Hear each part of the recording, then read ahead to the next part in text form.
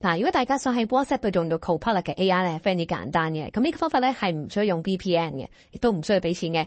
嗱，咁你只要去 scan 咗呢個 Copilot WhatsApp 官方號嘅 QR code 咧，咁你就可以進入咗呢個 Copilot 嘅 WhatsApp 啦。咁然之後你 Hi Copilot，咁我就下一句咧就會同你講一啲條款嘅。咁啊第一次玩嘅時候咧，只要去 accept 你啲條款，即係啲私隱條款嗰啲啦，或者 use 嘅條款啦，咁就 OK 噶啦。嗱，咁我佢開頭嘅時候咧就會有啲簡單嘅template俾你試下問啦，但係有時你唔會問呢啲問題啦。咁但係我就問佢啦，究竟有啲咩可以幫我做咧？嗱，佢就答咗我咧，就話其實佢可以幫我做嘅嘢咧就係去揾資料啦，或者同我哋傾偈啦，或者生成圖片嘅。咁我就話好啊，咁我哋繼續試下。咁我第一個問題咧就問你香港嘅天氣係點啊？嗱，咁我一開頭咧就彈咗香港嘅天氣，今日係26度，有時會有陣雨。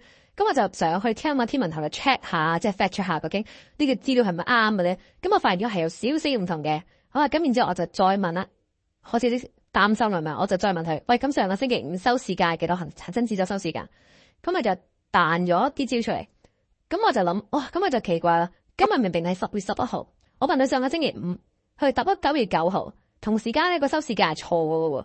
咁我就諗，哇，咁唔掂喎。咁其實而家你 AI 係應該要好準㗎嘛，即係你同我講話可以揾資料，咁我就 expect 你真係揾得好準㗎嘛。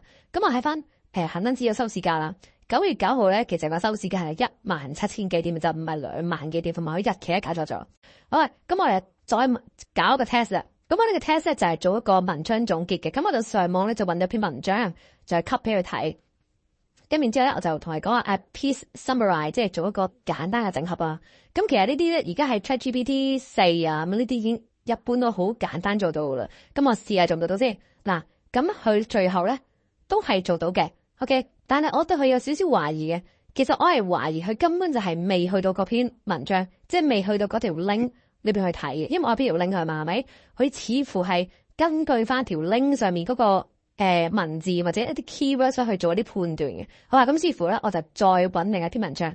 呢篇文章係關於養狗嘅資訊，即係養狗資訊。咁我就問佢啦，你可唔可以用中文去簡單去講呢篇文章嘅內容咧？咁啊，好啊，咁我就講啦，就其實呢個係文章係有10個唔同嘅建議嘅。咁 OK，因為嗰篇文章嗰個 title 已經講明係有10個建議啦。咁佢講出嚟都唔證明佢係得㗎。於是乎咧，我就再問佢，咁究竟係邊10個建議咧？咁啊睇下佢點答咯。嗱，如果佢答得到咧，就代表佢真係睇到啦。嗱，咁佢咧後來咧係答唔到嘅。你見到佢咧就其實係出咗10個咧關於另一篇文章嘅10個建議嘅，同我問嘅嘢係完全唔拉更嘅。咁所以其實我會覺得其實佢係未必能夠睇到嗰條 link 裏邊嘅文字嘅。咁所以我喺呢個佢能夠做 summary 嘅能力上面咧，我係對佢非常之有懷疑嘅，即係我對於呢個 Copilot 嘅 AI 係非常之有懷疑啦。好，咁我哋咧就去試下一個啦。哇，咁下一個測試咧就係做一個語音測試嘅。咁佢既然喺 WhatsApp 度，喺 WhatsApp 呢個平台度用緊啦，咁我試下錄段音俾你睇，可唔可以聽到啦？因為有時老闆錄啲音俾你唔想聽咧，即係好似我呢啲比較內向嘅人，我唔想聽人哋錄音咧。佢最好就係能夠可以幫我明白嘅錄音，係咪？即係撮寫錄音俾我聽下啦。咁但係好可惜咧，佢係 I don't understand 呢個錄音嘅。咁即係其實係唔 support 到聽語音呢個資料啦。咁但係咧都唔係話完全好差嘅呢個 Copilot。咁我就試下咧，就影張相俾你聽。即係我影個台頭啦，一部計數機，一部電話，我就問佢：你睇到啲乜嘢啊？咁佢咧都算有少少驚喜喎。佢就話：其實我都係真係望到個計算機同埋望到個電話嘅。個 which is OK 係咪？所以我覺得如果而家以人工智能嚟講，佢能夠望到嘢咧，係已經係算唔錯啦。好，咁我就繼續測試下佢呢個生成嘅能力。咁我就試下一個，你可唔可以出呢個金毛尋回犬嘅圖片俾我聽下睇下咁啊？咁我試去實驗啦。因為其實咧根據官方資料顯示啦，其實 Copilot 咧佢都係用 GPT 嘅，同時間去生成圖片咧佢都係用緊 DALL-E 第3代咁樣嘅。咁我就試係咪真係訓練到啦？嗱，咁我就試到咧。佢係真係 work 喎。嗱，咁我呢個測試咧又再嚴少少啦。我就話你可唔可以試下生成一個日系嘅圖片咧？即係我今日尋日我加個 prompt 咧，我加少少，我就話加日本風格嘅。我睇下可唔可以生成日本風格嘅圖片先。咁我希望佢得啦。嗱，你見到啦，佢就好快就出咗個日系風格嘅金毛尋犬啦。嗱，咁我又再試一試佢啦。你可唔可以喺隔籬加隻貓啊？係啦，咁等我睇下佢可唔可以咩反應喎？你係隔籬加隻貓，好，咁啊，即係出咗隻貓啦。咁我覺得生成圖片嗰邊咧，我覺得佢唔錯嘅。即係我意思話，其實成個 Copilot 嘅 apps 咧，去睇即係 visual 睇嘢啦，同埋生成都唔錯。即係翻譯嘅能力嘅基本合格啦。咁起碼你成段文章擺落去，佢都能夠譯到中文啊嘛。咁其實又唔錯嘅。即係但係呢個其實已經係 AI 啲好基本嘅功能嚟噶啦。咁所以我就其實你同 Google Translate 差唔多啫嘛。咁所以我覺得又冇乜特別好驚喜咯呢個位。好啦，咁最後一個咧，我就同你玩傾偈咯。嗱，咁我就話啦，你可唔可以推介一間香港嘅米線鋪咧？其實我主要嚟講係測試下佢咧資料嘅準確性，同埋睇佢會唔會嗰啲 AI 幻覺上嚟。嗱，咁佢最後咧真係出現咗 AI 幻覺喎。咁我就話一間叫做大基緊嘅鋪頭啦。咁其實大基緊係冇呢件事噶嘛，同埋大家都係唔係食米線噶嘛，係咪？好，於是乎咧，我就再追問落去啦。我就話，你覺得譚仔掂啊？好嘅，就我問你識唔識譚仔先？咁我係識嘅。好話譚仔我知道，都係一間米線鋪嚟嘅。好話，咁然之後咧，我就會再問佢。咁你覺得譚仔四哥掂啊？係啦，咁其實譚仔四哥其實冇呢樣嘢噶嘛，係咪？咁佢就答啦，係啊，譚仔四哥咧其實係一個歌手嚟嘅，一個國內嘅歌手嚟嘅。咁我就覺得又好奇怪喎，我就話吓，咁我就上網 search 啦，有冇譚仔四哥嚟㗎？咁譚仔四哥係冇人做，即係冇一個歌手叫譚仔四哥嘅。咁即係話開始咧，其實 Copilot 咧係比較中意亂講嘢啊，即係佢背後嗰個 AI 係好中意亂講嘢啦。咁我陣間就會再分析下究竟呢個係乜嘢 AI 嚟嘅。咁我就開始懷疑啦，我就話喂，其實你係用緊邊個 GPT 去 run 㗎？咁佢就冇正面回答我嘅，佢淨係話即係我呢個 large language model 咧就係好勁嘅咁樣。咁我就冇特別咗回應究竟佢係用緊 Chat， 即係佢用緊 GPT 4啊、3啊定係 3.5 咧，我就冇特別講啦。好，咁然之後咧，我就會再問佢咯。我就話喂，你知唔知譚仔五賣隻歌係咩嚟㗎？咁我係特登作一個50隻歌，其實係冇呢件事嘅。咁我睇佢點答啫，即係純粹係試佢會唔會亂咁講啲嘢出嚟。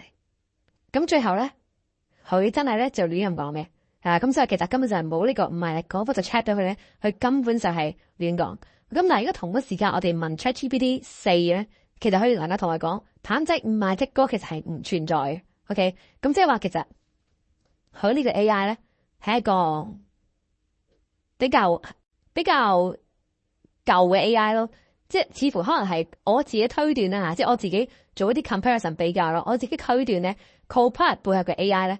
應該係 ChatGPT 3.5或者同 grade 嘅 AI 咯，咁佢就先會出現咗一種咁嘅 AI 幻覺，同埋佢做唔到 summarize 呢啲工作佢做唔到，咁所以其實大家如果係未試過玩 AI 嘅，或者未玩過 ChatGPT 嘅，咁其實我覺得未試下咯，即係話點呢個 Copilot 係免費，你可以。又唔使安 VPN，又唔使俾錢，咁你咪試下玩咯。咁但係你話佢嘅功能係咪好勁咧？咁我覺得絕對唔勁咯，同埋係我覺得係有少少失望啊！即係我會覺得如果你喺 WhatsApp 度，你應該係要能夠聽到聲嘅喎。咁你變咗你哋唔冇咩意思咯。即係我喺個 WhatsApp 度撳啊嘛。咁所以好多朋友都話：咁點解我哋唔直接喺個 Bing 度用啫？點解我唔直接喺個download 個Copilot 嘅 app 去用啫？咁係，我都唔明點解佢係咁樣。原因咧就因為佢係想你玩下，然之後叫你去用佢個 app 啫嘛。咁所以其實我覺得佢個功能性唔係太強咯。好，咁而家咧我就再總結下我個評測結果啦。咁評測結果嚟講咧，資料整理咧其實係5分裏邊我俾1分佢咯，因為其實佢個資料精神錯誤啦，同埋又到唔到一啲 URL 去睇啦。咁所以我其實係不能接受嘅，即係喺而家呢個水平嘅 AI 嚟講係不能接受啦，即係佢呢種嘅物資嘅水平。好啦，咁圖像生成咧，由於佢背後有 DALL-E 第3代啦，咁我覺得其實佢生成到咧，我覺得都算好嘅，即係起碼你都唔使俾錢去用。咁我覺得2.5分啦，因為你嗰個圖像生成方面，你用 Stable Diffusion 或者 Midjourney，你都有可能有其他唔同嘅參數去調校，但係呢個調校參數係欠奉嘅，咁當然我都唔會太要求太高啦。咁我都係生成到，同時間聽到少少 pump，咁我覺得都 OK 啦，2.5分啦。咁AI Vision 方面咧，其實以而家個 AI 嚟講咧，我會覺得有驚喜嘅。我會覺得有驚喜，佢裡面正正呢個勁啲嘅喎，即係你俾幅圖佢係可以睇到裏面啲嘢，咁我覺得有驚喜，我覺得，所以我俾4分佢。好啦，咁語音嘅整理咧係完全零分嘅，咁我覺得如果你真係咁想喺 WhatsApp 度做咧，你應該係要聽到聲。如果唔係咧，就冇乜意思啦。我最重要嘅方法就係話有啲人咧錄成段音俾我，然之後我叫 AI 我幫佢聽係講啲乜嘢，咁我就覺得係有用啦。好啦，咁所以咧，如果我總結嚟講咧，就話如果大家係想初想試下玩 AI，即係特別係對於新入門嘅朋友仔嚟講咧，你想玩 AI 咧，都不妨去試下嘅。咁但係如果你話攞嚟做嘢，咁我覺得就真係唔建議啦。咁希望大家咧就俾個 like 啦，follow 我哋嘅 channel 啦，同埋打開個訂閱鐘仔嘅。咁啊，下條片再見啦，拜拜。